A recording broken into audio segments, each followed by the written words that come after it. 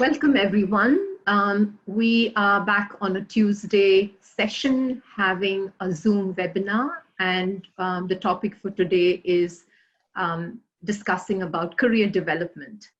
I'd like to start off by acknowledging the traditional custodians of the land on which we meet virtually, and I am actually in the land of the Wurundjeri people and pay my respects to the Kulin nations, past, present, and emerging leaders, and also wanted to recognize that it's an important week for us in our history and in our country. It's the National Reconciliation Week.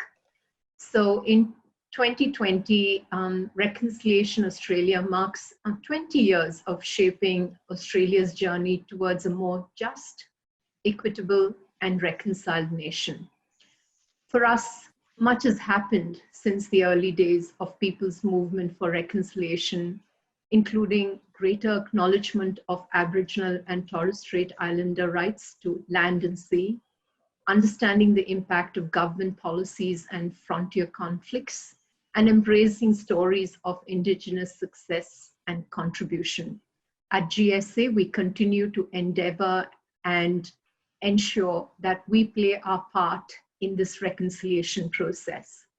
So 2020 also marked the 20th anniversary, and when people came together to walk on bridges and roads across the nation and show their support for a more reconciled Australia. In our current environment, we are sometimes limited to do that, but we always we pledge and we stand to ensure that we stand in shoulders with those who came before us, and the Australians now benefit for the efforts and contribution of people committed to reconciliation in the past. So often we ask ourselves, what is reconciliation? So reconciliation is the journey of all Australians as individuals, families, communities, organizations, and importantly, as a nation. So at the heart of this journey are relationships between the broader Australian community and the Aboriginal and Torres Strait Islanders. We do strive towards having a more just and equitable nation by championing unity and mutual respect as we come together and connect with one another. So I think it's very, very important before, not only just because it's a week, but to acknowledge the National Reconciliation Week, because it's a time for all Australians to learn about our shared histories, culture, achievements, and to explore how each one of us can contribute in achieving reconciliation in Australia. It's a week between the 27th of May to 3rd of June. Many of us are actually, these days, these two dates are quite important because it's actually the two significant milestones in the reconciliation journey, you know, the successful 1967 referendum and the High Court Mabo decision, respectively. I actually thought the most important thing for us to think about this week while we're at home is to ensure we spend the time to understand our history, to recognize the past, to think about the pain and the suffering, and that we make a pledge to ourselves and to our children at home, to our parents. I definitely recommend you have a conversation about reconciliation, that it must be in the hearts, mind, and actions of all our Australians when we move forward, because we're creating a nation strengthened by respectful relationship between the Australian community and the Aboriginal and Torres Strait Islander people. So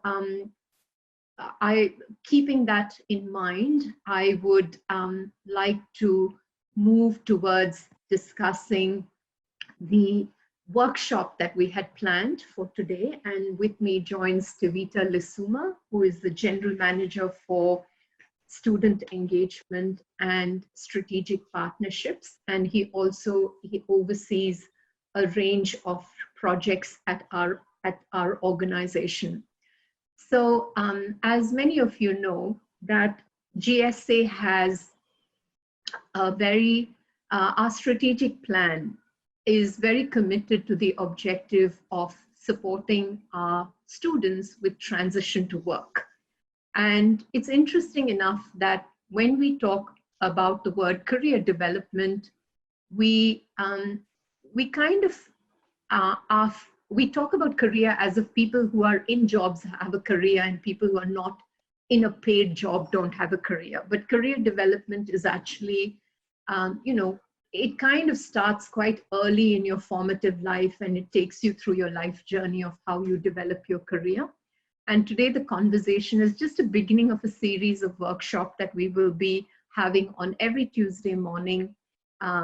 We'll also talk to an expert in the university next week about the understanding of student life, and we will announce who the speaker is very soon to you at the end of the session.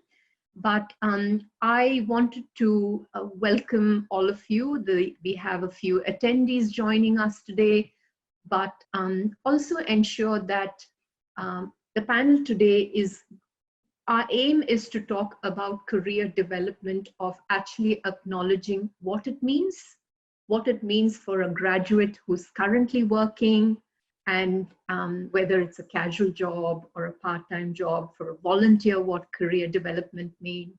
And also for those graduates who are actually currently working full-time, and what they should understand about what career development is, what the responsibilities are, what an organization can do, what an individual can do. So welcome on board, Tavita. And thank you for joining us. Oh, you're welcome. In the session, and a big warm welcome to our attendees. I know that it's a lot of time that you'll take to kind of join us in these sessions. There's always a chat button or a Q&A button that you can type away your questions. I will pause at every time to have the conversation. I do want to acknowledge Management Excellence, who is the consultants who've been providing us the support in relation to developing the content for these sessions. And so I may, without much ado, let's start off the session, Tavita.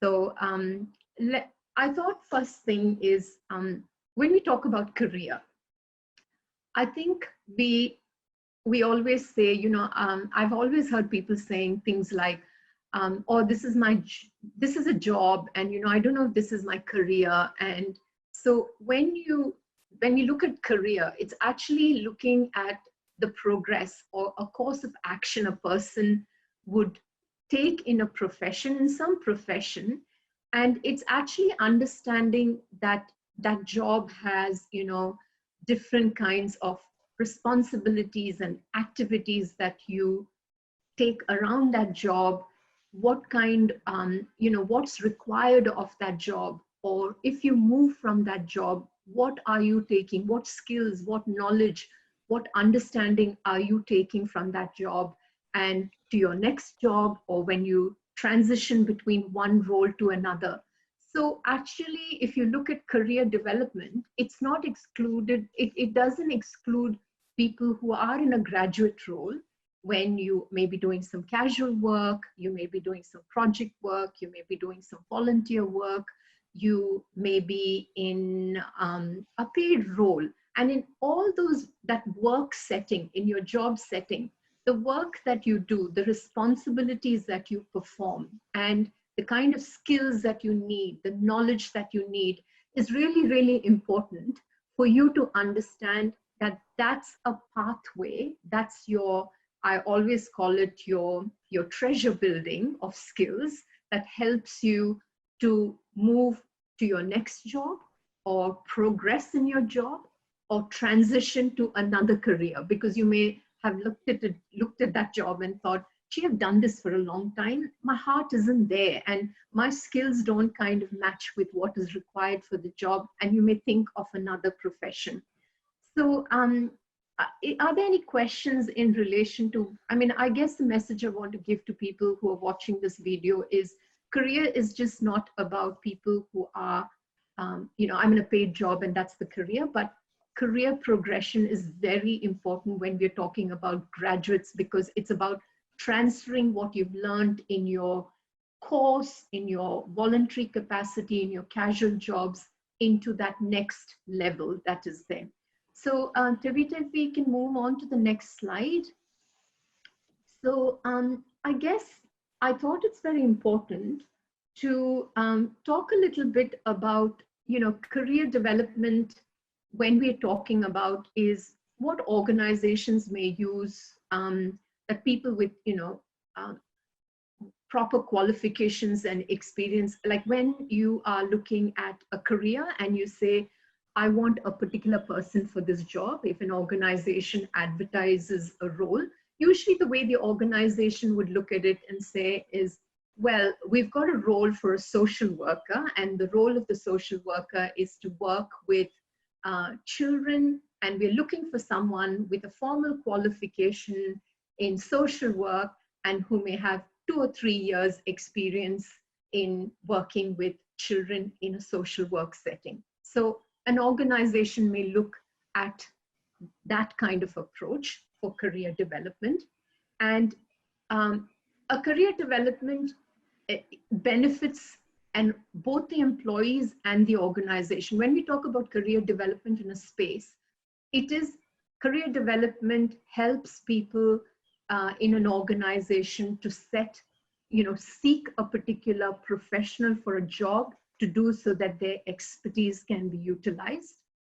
It allows people to invest in people to allow them to get into their next stage so that there's improved efficiency, effectiveness.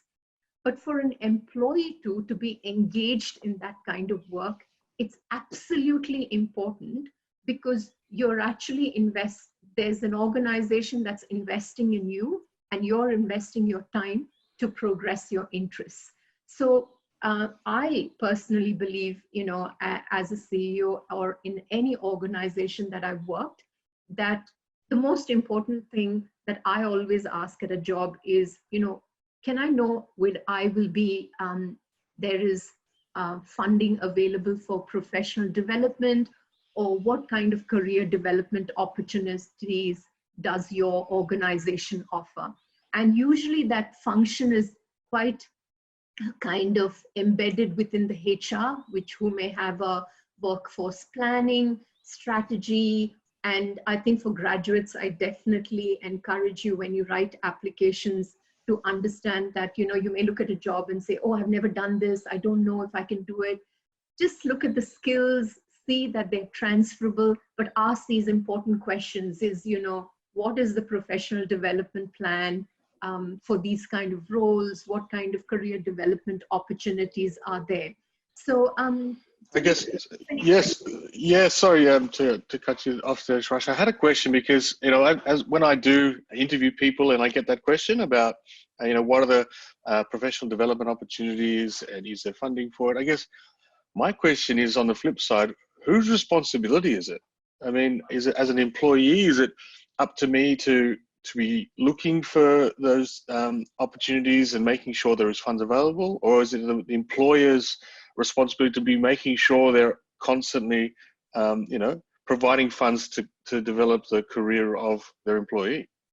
I mean, I think it's both sides have the responsibility. I mean, I think a very good employer will look at investing, the appropriate resources, the time, the funding of that is, allocated, having good policies and processes, so that they don't consider that as a waste of time, that it's investment. And I think any good employer who, I mean, I know very well that when we're talking about employees, we're not only talking about large organizations, but there are volunteer programs where people will say, we're going to have regular volunteer training for our volunteers, because we think professional development for our volunteers are very important, and we are going to invest in that. Casual work, people would say, we don't exclude casual people from joining our professional development course, or sometimes to reward casual employees or volunteers, organization allocates certain amount of funding. So it's a primary responsibility of an employer to allocate some funds for staff development and professional development. But I think it's also an important aspect for an employee to ask these questions, to aspire to, you know, just not wag away professional development days and think, oh, I'm going to spend another, you know, 8 hours of my day going through this session. I mean, I don't know whether it's old schools, but as a presenter, it often worries me when people are just keeping on checking. I know we are addicted to our phones and, you know, our gadgets, but sometimes you feel you're sitting and delivering a workshop and people are so worried about, you know, taking calls outside. And I feel professional development is, I've always valued it. I value it for my staff and places that I work. And yeah, I think it's a responsibility for both parties. Okay, thank you. So if we had any other questions from our attendees, if not, I would like to move on to this very important question that you've asked is, why would an employer want, you know, what should an employer want to do? An employer's responsibility really is to be proactive, you know, just not wait for the disaster of skills or the lack of skills to happen. So while you're working with your team, you understand, well, they need much more skills in project management, or there's going to be critical projects going to be undertaken. So let's run a proactive course on project management, encouraging your employees. You know, there are many places who actually say, in workplaces say, you know, one of the way we measure your key performance indicators or your performance appraisal is to have a discussion about what kind of strategies you have done, what strategies you have put in place for yourself or worked along with your employer to undertake professional development this year. And, you know, your performance appraisal outcomes are based also upon the kind of training that you do.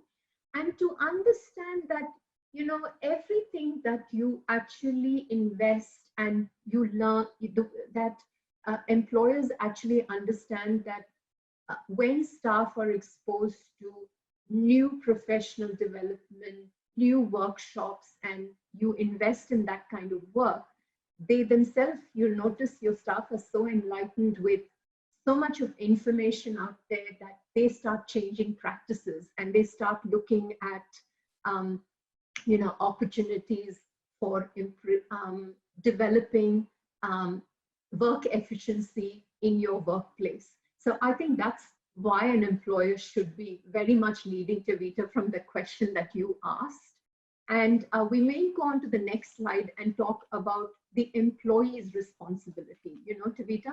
So if you look at it, I think for any individual, I mean, whether you are in any stages of your career, you should be able to kind of do a bit of self-assessment and say, what are my key skill attributes? You know, what are those skills that I have? What is it that I'm transferring to my job? What kind of, you know, I'm in a job now, what do I aspire for my next role? And what kind of career options will lead me from this role to the next role? Looking at the professional development opportunities in the organization and setting some personal goals, you know, and the goal does not need to be, I'm going to do a PhD in research analytics and data management, you know, it doesn't mean such kind. It may be a simple thing is, I'm going to develop some great time management skills so that as I'm working on my assessments and my thesis, I am going to develop the skills so that when I move into my career or into a job that I really like to do, that's a skill that will be utilized. And really, not today we jump out and let's join all career development courses. It's really about having a plan for it. And that, I think I've always felt a successful employee is a person who actually takes responsibility of their own career development. And for me, I think success also lies on your ability to make that pathway or seek some support to help you develop that career development plan. So are there any questions from our attendees? We don't have any coming through right now, but I actually want to take the opportunity, if I can, to Oh, sort of link in this with our program that we've put together called LEAD.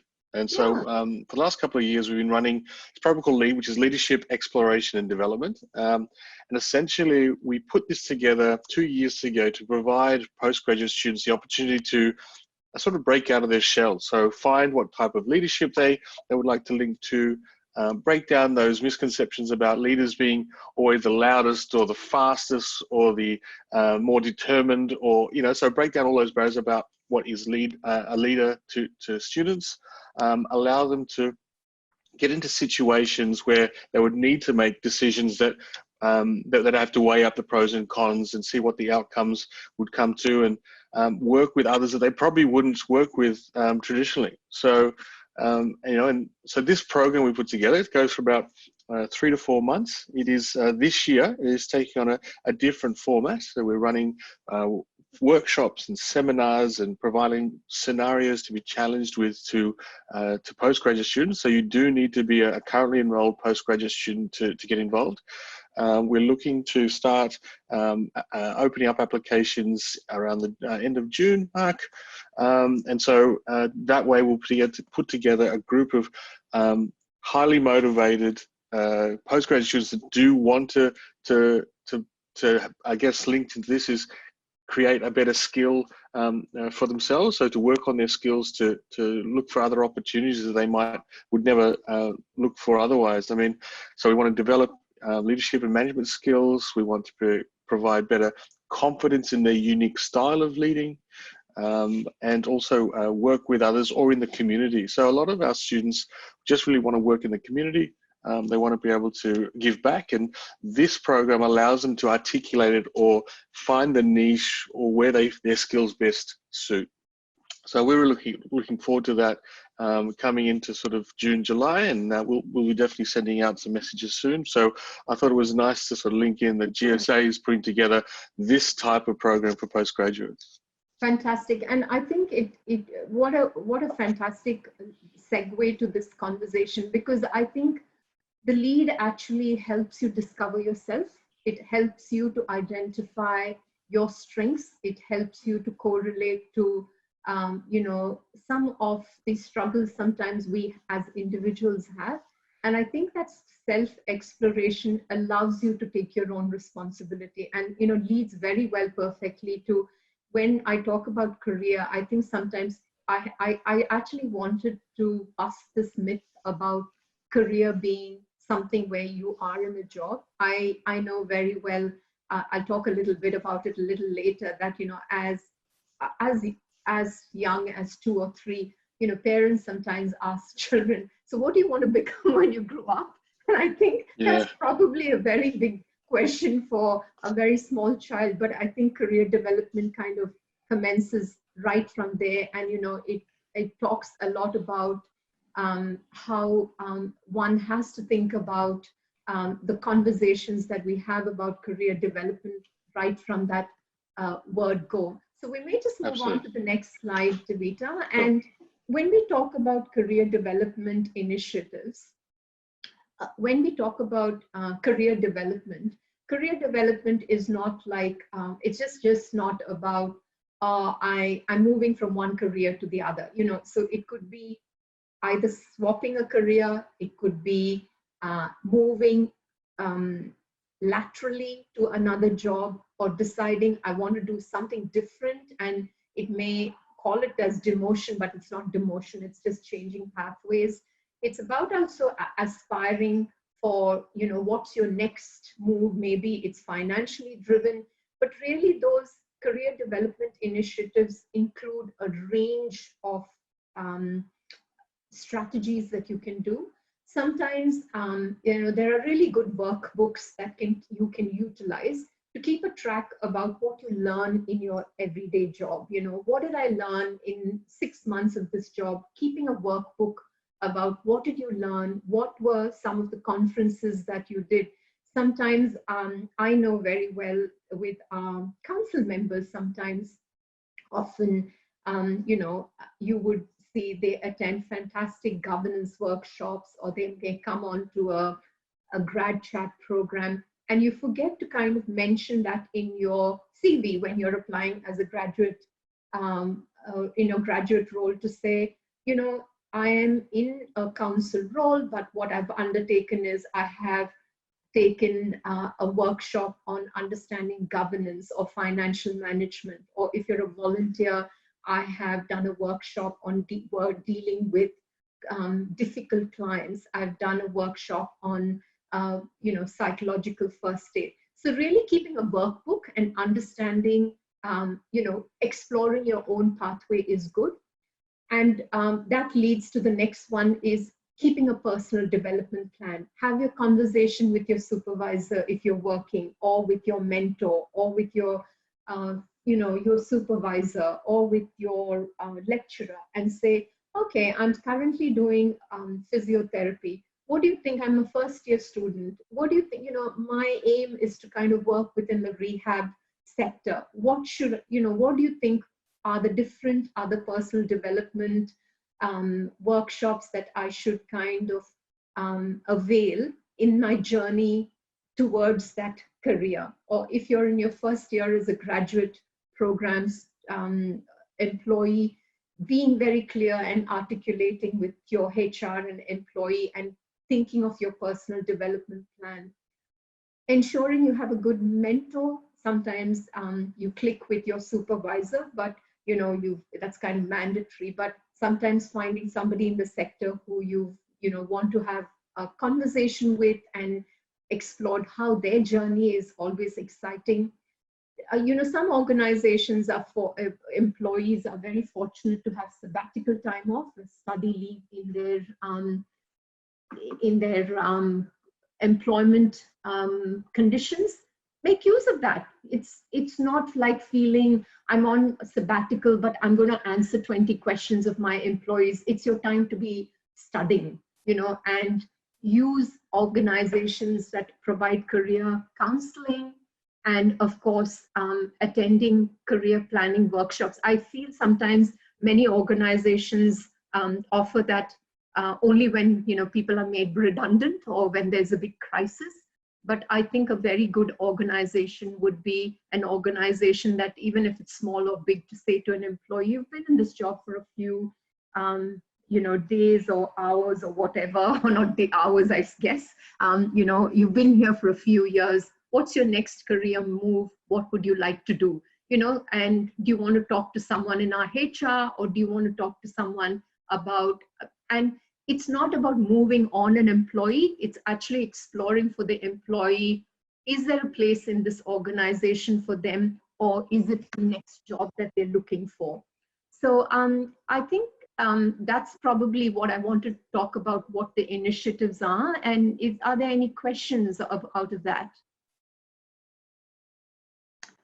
Okay, Tavita, maybe next slide, and we may talk, and then we may actually have a chat about, so really what I wanted to today get through this session was understanding why career development is a good collaboration and partnership for individuals and organization, and what kind of conditions can be provided from an employer or an employee to have a success in good career development planning.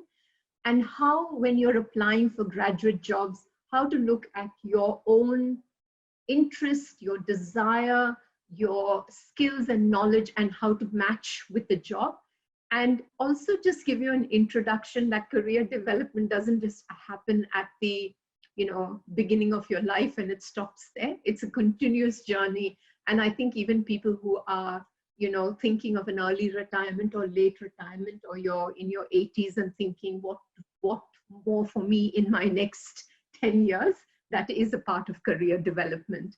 So Tavita, I just probably thought it's a good time to talk a little bit about two aspects. Is I think volunteer program, and you know, I know volunteering is so important, because it's giving an opportunity for people to come and contribute into our community. And you would raise that very nicely, which is to say, many of our graduates want to give back to our community. And so I know a couple of years ago, we were looking at some stats, and if you add money to the value of the volunteers' work, it adds to, I think millions of dollars, which if you look at the entire country. So can you talk a little bit about GSA's plan for the volunteer program? Yeah, so as you mentioned, we're putting together a volunteer program. It's literally almost ready to launch, and we're so excited about it. And the fact that it's a little bit different than LEAD, the fact that it's voluntary, there's lesser commitment, but it's more regular. Yeah. So we're looking at least 4 hours a week from an individual who would come and work side by side with GSA. And for us, the key outcomes for this would be giving the students practical work skills, so especially designed for those who are struggling to get into an entry level work, and just looking for almost a little bit of a leg up or a boost, or just some exposure to things like report writing, researching, project management, stakeholder management, even crisis management. So for us, take him through what is essentially 8 weeks.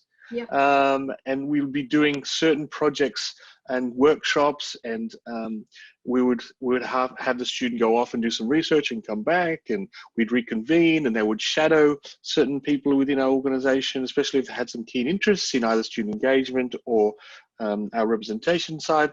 But yeah, so it definitely almost a slimmer version, but more regular, but it actually links directly into transitioning to work. And so for us, we're excited about doing this because we know a lot of students, especially grads, don't get the opportunity just to get into the foot in the door into any organization. So I think for this, providing this platform and structure and support gives them a better opportunity. Fantastic. And I think the value is that, the organizations benefit because having graduates work alongside with our staff is that, I know some people do make this comment that, I'm not a council member, I'm not a grad representative. You don't have to be you don't have to have a portfolio to come into the organization. You can be a graduate and you can participate in the life of our organization. And working with you all, we actually understand the lived experience of graduates better. So I know the representation team, particularly Vibol from that team, is working very, very hard with Natasha and Jonathan to they've already developed the program. They're looking at how it would be delivered on the online platform, and then probably at the end of the year, or hopefully very soon, a face-to-face delivery. So I think that's really, really important to and we see investing in professional development for volunteers very, very important. I do want to plug in that Volunteer Australia is a fantastic website to visit. You look at, there are different workshops that are offered by the organization. Lots of volunteer opportunities are provided. I know AMSU, particularly in the university, has lots of information and support that's offered. So I think, I understand sometimes the drawbacks of volunteering is that, there is really no structure in some organizations. So those are really good questions to ask right at the beginning. So we may just move on to the next slide and talk through, creating favorable environment. And I'm talking about this to graduates because I think it's important for you to have some expectations from an organization. It's very, very clear that, career development can be only supported when the management of the organization has a commitment to it. It can't be just, oh yeah, the employee asks for it and then the organization has no interest in it. And it also requires your line manager or whomever who supports you or your HR manager to be serious about those conversations. It's not like, oh yeah, I'm just going to have a chat and yeah, we think it's a fantastic idea and then no follow-up. So actually ensuring that there's a top management commitment, you as I said, have an employee-employer partnership and collaboration, and also ensure that managers are actually trained well to supervise staff. And of course, you can't ask your supervisor, by the way, are you trained to supervise me? That would be quite an awkward question. But I think sometimes when it's not working for you, to have the courage to use proper processes to address those concerns very constructively, and works very well in large organizations. In smaller organizations, it's a bit tricky, but there's always a way to work through that. Tavita, we may just move to the next slide, if that's okay. To the next one is setting goals. As we've talked about it, that, the organization has a strategy to manage human resources.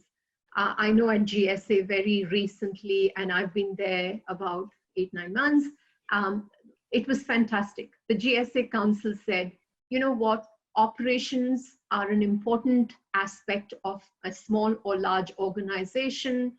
It shouldn't just be embedded in the CEO and other managerial roles. We actually have a manager of business operations, and one of their responsibility is to have a human resource strategy. Do people have proper position descriptions? Do they have, is there allocation for professional development money?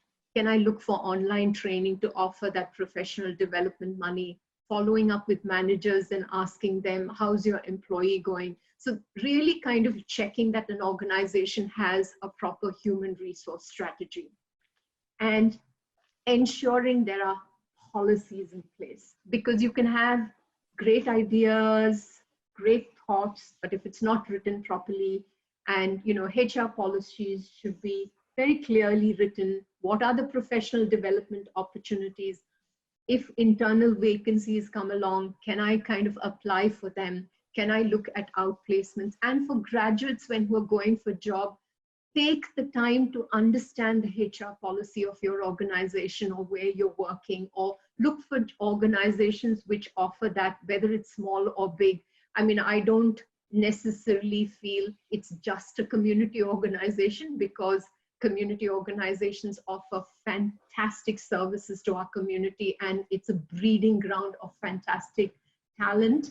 And I think even small organizations have good HR policy, but it's to kind of check them out. I may ask the attendees again, just to pause so that it's not too much of information and less opportunity. If anybody had a question to ask, that would be good. Okay, Tavita, probably we move to the next slide, and I want to kind of also focus a little bit on, sometimes taking the time to read about the organization's strategic plan and the mission statement is very important. Because if an organization just keeps saying, we'll do this for that person, and we'll do this for this person, and we'll do that for every cohort that they think about, but they don't think about their staff, and they don't think about important organizational sustainability, there is a question mark in my mind. Because if you don't invest in your people, you're not going to get people who can deliver the services for you. So good questions to think about for graduates.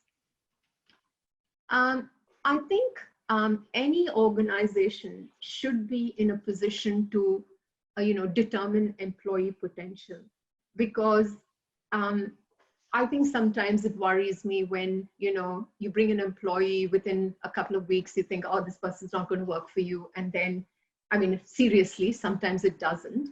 But being able to, coming back to what I said, is, keeping those workbooks, getting people to look at their, letting an employee, giving the employee some time, support in ensuring that they are identifying their own potential, looking at career planning workshops, being able to look at what their limitations are in a safe environment, and looking at a plan for themselves. I always think about, it's about, it's probably not a great analogy, but sometimes it's like an athlete. I can probably speak more about basketball. I kind of play that very often, that I remember as a child, the first thing that you learn in basketball is to dribble. And, you know, the excitement when you are in grade 3 and 4 to see the time that you can actually dribble the ball and keep it with you before you pass it on to someone. The small kind of goals that you set, but I remember recording them every day that I would play to kind of look at, oh my God, this is a great achievement. And you kind of transfer that into your adulthood, because sometimes I know that as a CEO, when I write my board reports, it's the kind of transferability of those journals that you've written about what did I achieve in my job? What were my shortcomings? Where do I think I need to be growing? And I think those workbooks are really, really important for career planning too. Really, you know, going to workshops, feeling quite comfortable like these to talk about, you know, how do I compare my attitudes to what is required in that job? What are the concerns about myself that I have to learn from this workshop? What's the plan? Just not taking in content because you need to take content. I think one way for people to grow is go to a workshop. Sometimes you're just listening to things that you know, but when you're listening to things that you know, give yourself an inner self-assessment. Is there really something that I want to improve in this? No, should I retain what I'm doing really well? Those are really good career planning workshops, and listening to others, you know, just sometimes fabulous ideas come. Having a coach who you can discuss your career with, you know, your interests, setting up your goals is really, really important. And really the next one is, there is so much happening in the web world and in the current world. I think that's your little companion to some extent. In fact, I've noticed I've named my computer, I call it a her, but you know, I have given my computer a name because I do spend a lot of time looking at it, and sometimes silent chats with my computer often helps. So it sounds a bit crazy, but I think the web-based career development is a great opportunity to look at ways we can explore career development plans and opportunities out there. So Aptivika, I kind of wanted to talk to you a little bit about your journey, because it's often interesting to ask. You've been a GSA for about 3.5 years, but I know you've had an amazing career prior to that. How have you as an individual taken your career development and looked at opportunities for yourself?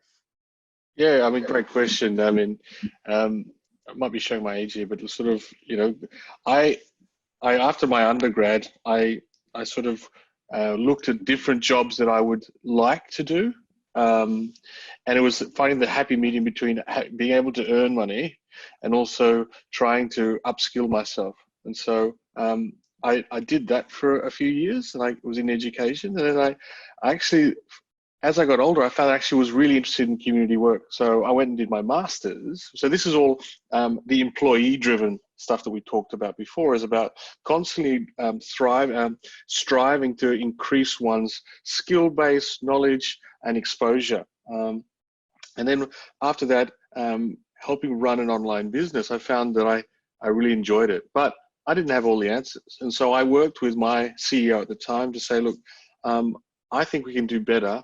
I don't know the answer right now. Can I get some support to be able to understand how we can do better in certain parts of the business? And it was with her support and obviously some funds, and it was a small business. So it's, I guess, the comparison between larger organizations and smaller organizations is the funds and the resources. And sometimes it's about physically going to things, or just literally reading things online, or talking to people, as you mentioned. And so I use that as my sort of springboard into helping run and manage that business to a better situation for them, profit-wise. And so, yeah, using that, and then basically using that as a springboard to find the opportunity here at GSA. And so using my past skills, and I guess slowly building. It wasn't always about, you know, going from, you know, high school degree to PhD sort of course. It was always just increments. And I guess a lot of it's about refining what you're good at, because you tend to find out what you're good at, or things that you want to be better at. And so I think that's been my journey along the way. And even in GSA, I'm a bit older now, but I'm still learning every opportunity I get. And that's working with people like yourself, Rasha, or with partners. Even we're learning from my own staff members about their skills, and understanding what they need to either thrive in their position and really enjoy it, or is there anything that they have interest in that would potentially allow them to grow their to make the most of their career development. I think that's the key conversations that I have with my staff.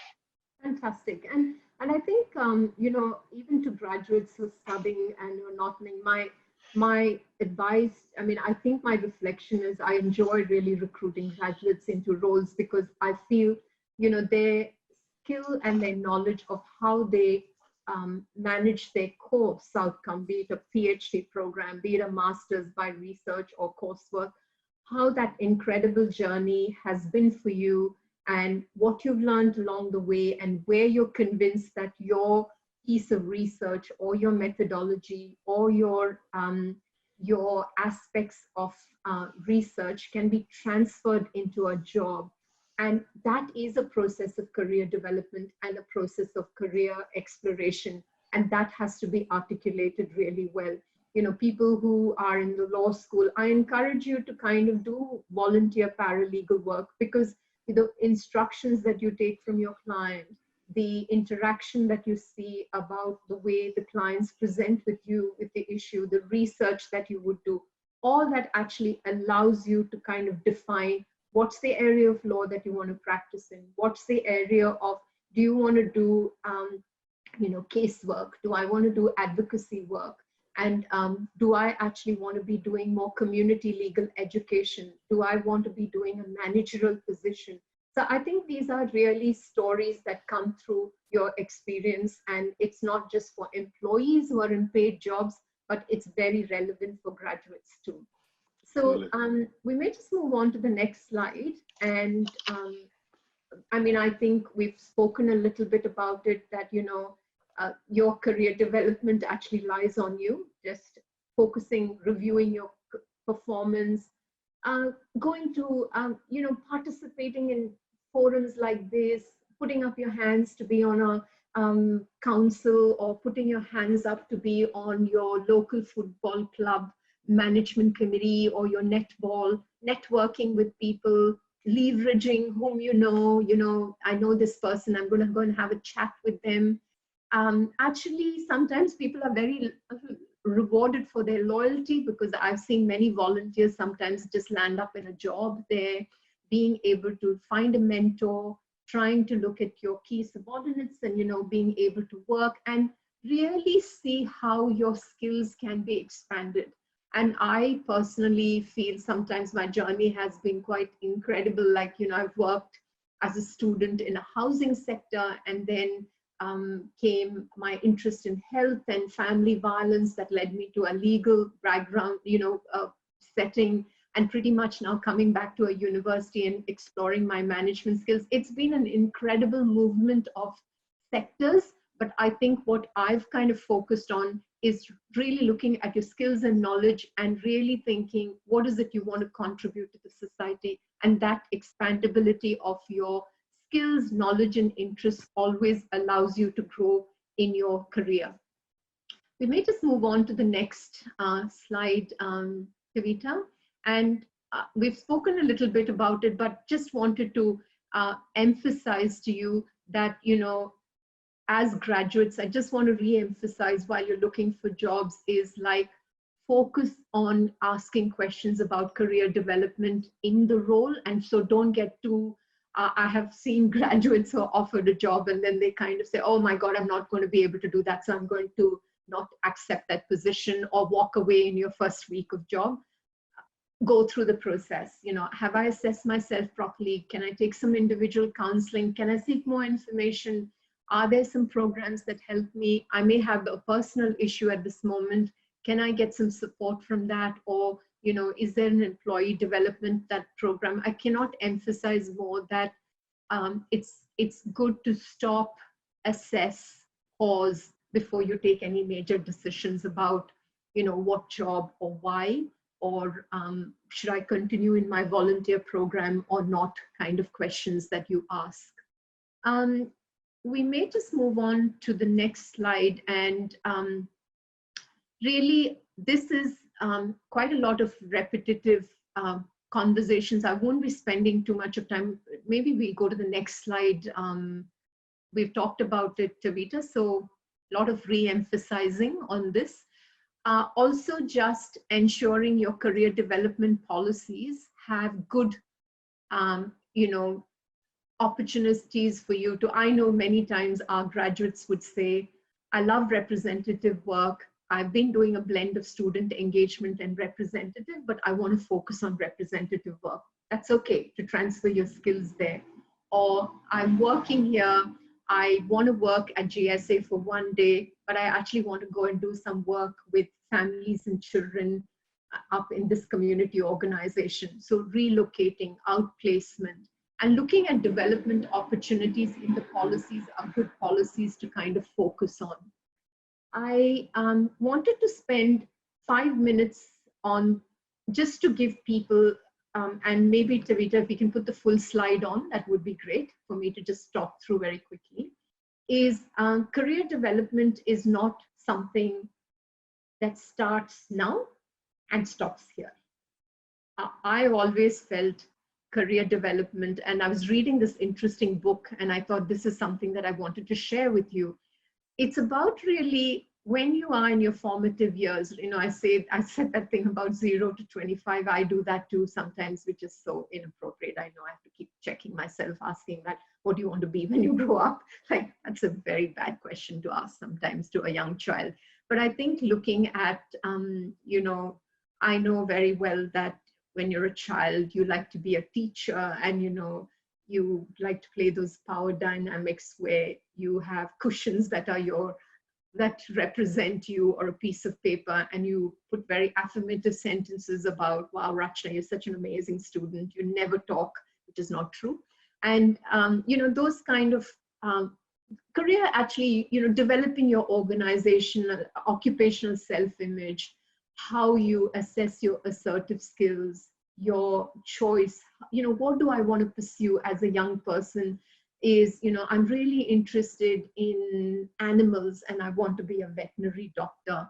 And you may suddenly grow up and then you may say, I'm really, really interested in a people person and I want to pursue PR skills, or whatever I want to be a nail technician, whatever. But those are very formative years. And also, as Tavita was talking about the organizational entry, that, sometimes a job is what you get initially that helps you develop your interest. And then you have, when you're in the job, of identifying what we spoke about, of understanding what the rules are, the norms are, to kind of help you move into the next career path. And then if you move to the next slide, you hear about where you're in the middle of your life and you have done a job for a certain time, and then you realize, do I want to do this for the rest of my life? Do you want to change goals? Or do I want to look at progressing into managerial roles? And pretty much, even when you are, maybe 55 or 75 or 95, that you're actually looking at how do you keep working to continue maintaining your self-esteem and retirement. So that one thing that we've been talking about at GSA is we talk about graduates as if, we talk about young people.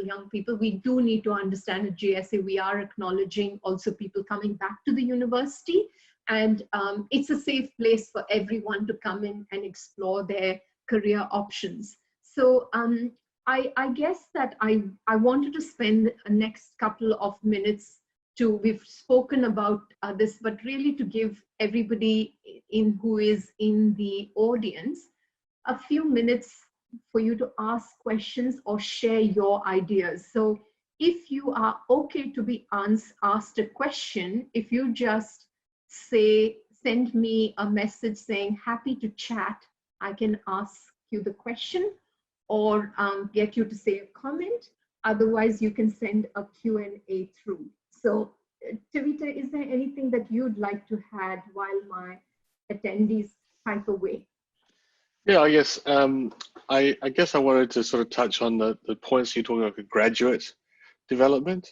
I think for us, I mean, we've got the lead happening. We have the volunteer program, but also too, I don't know if we mentioned it clearly that we've actually started to allow and will hire graduates, so students that are just finishing their studies, to actually work in a workplace. And be paid and be supported by the organization. I think we have 5 at the moment that we've brought on, and I think we talked about the sort of the benefits for employee and organizations early in the piece. And I think for me, being a manager to these graduates, the benefit is incredible. I mean, to have a group of young, energetic, forward-thinking, sort of out-of-the-box, like sort of students that come in and give us a fresh outlook on what we should be doing as an organization, I think is far beneficial than potentially going to the greater market and specifically looking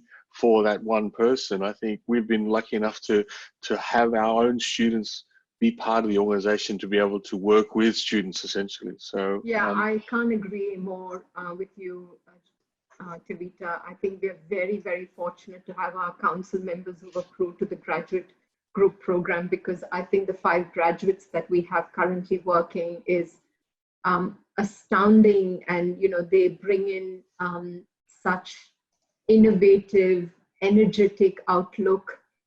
It keeps us as managers quite open to the concept of what we can offer and what we can gain. So I may just probably, I know we have 2 council members of us who are attendees, and just invite any one of them to say a final comment if they had anything to add.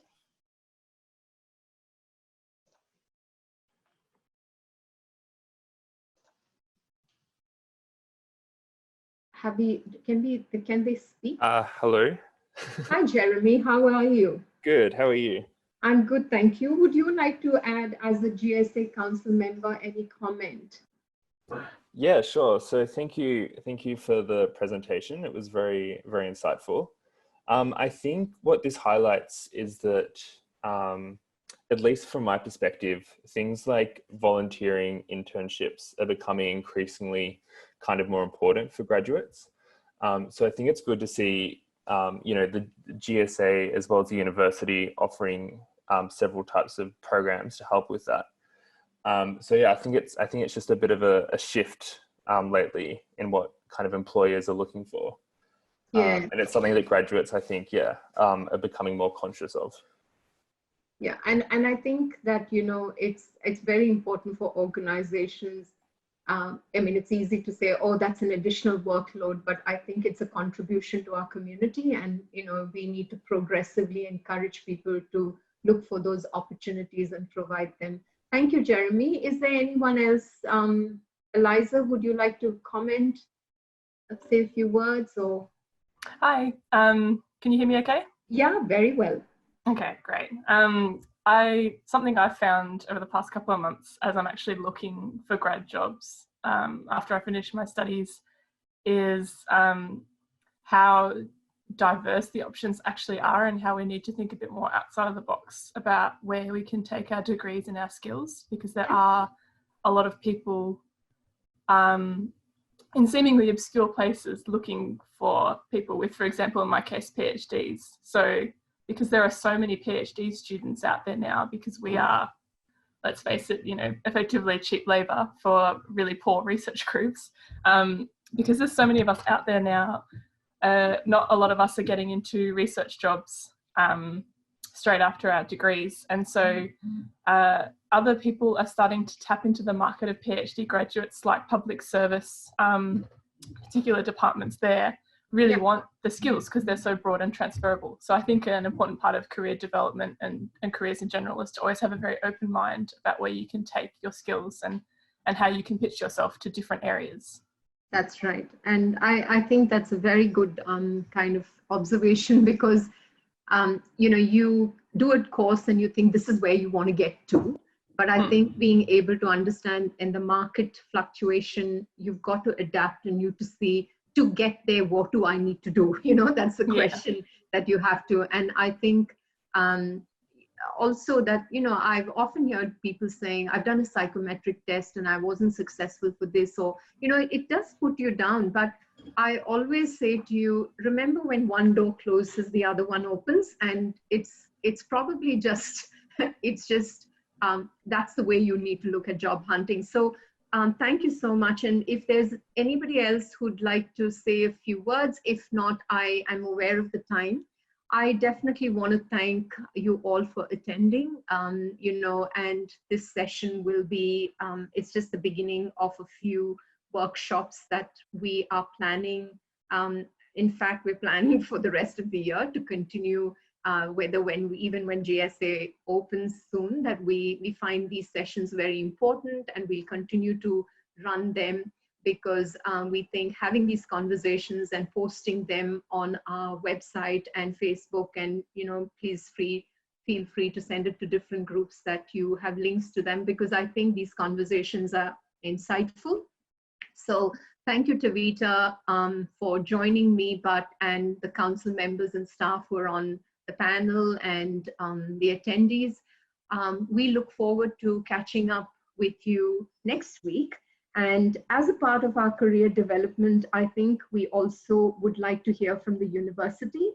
And so we are very, very fortunate next week to have Kerry Lee Cross from the university to come and talk to us about, you know, what Professor Kerry Lee Cross, who is the Deputy Vice Chancellor for Student Life and Deputy Provost. And what I wanted to explore with her is the understanding of what student life, or as a graduate life, is, and what the university is thinking about supporting graduates to transition into the industry setting. So that's really going to be the conversation next week. And following that, we have a series of workshops on which is really very narrowed down and focused on your job hunting and looking at interviewing skills. And we hope we can add value to your journey, as well as look forward to any constructive feedback. Thank you, everyone.